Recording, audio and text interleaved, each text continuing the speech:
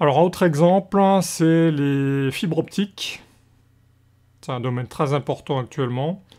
Donc ici, vous avez les centraux téléphoniques d'entreprise. Vous avez une armoire de brassage, donc. Là, vous avez un ordinateur de récupération. C'est pas besoin qu'il soit très puissant. Il nous permet de simuler la voix, la télévision, ici avec l'antenne. On va récupérer les flux. Et puis des serveurs vidéo aussi.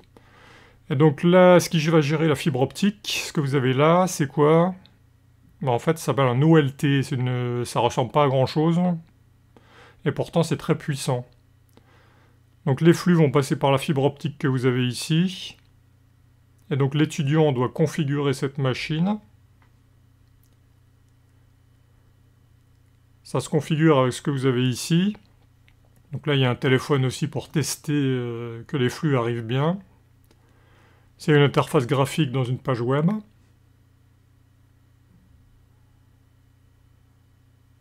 Et puis de l'autre côté, donc l'étudiant doit configurer le côté client. C'est-à-dire que vous avez une box, ici, qui reçoit les différents flux par la fibre optique. Et puis en TP, on simule. Donc ça, c'est la télévision, pour avoir les flux télévisuels. Ici, j'ai simulé le téléphone. Bon, vous avez aussi l'Internet, mais je ne l'ai pas mis ici. Donc par exemple, je vais me connecter, sauf que là, je vois déjà qu'il y a un problème, parce que la diode est éteinte. Donc c'est pas un élément de décoration. Là, ce que je veux vous montrer, c'est que les machines communiquent. Donc pour l'instant, c'est rouge, ensuite ça va être orange, et puis passer au vert. C'est-à-dire que vous avez une configuration, un dialogue entre cet appareil-là, chez le client, et puis ce que j'ai montré auparavant. Résultat, je fais un appel téléphonique, et vous voyez sur l'écran de l'ordinateur qu'il y a des lignes bleues qui sont affichées. Là, j'ai décroché. Vous avez à nouveau des lignes, cette fois-ci, c'est les 0 et 1 de ma voix. Donc je raccroche, et donc les étudiants peuvent aller voir dans des menus. Par exemple celui-ci, qui permet de voir les caractéristiques de l'appel. Est-ce que ça passe bien, ou est-ce qu'il y a des problèmes de configuration et qu'il faut corriger la configuration?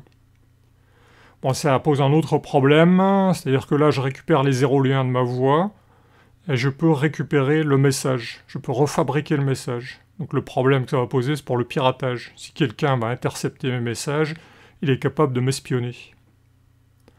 Bon, de l'autre côté, j'ai le client télévision. Donc je configure mon système. C'est-à-dire que je rentre l'adresse IP de mes flux. Et là, par exemple, je vois TMC, que je recevais sur l'antenne. Bon, naturellement, pour le grand public, tout ça, c'est automatisé. Vous avez votre télécommande, et la machine va automatiquement activer l'adresse IP. La preuve, c'est que là, je vais me planter et je vais mal taper l'adresse IP.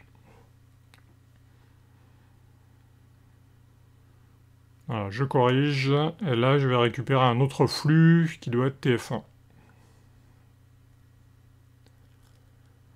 Donc là, l'étudiant, de côté client, il voit qu'il récupère bien les flux qui sont envoyés par l'opérateur, ce qu'on a vu au début, côté armoire de brassage.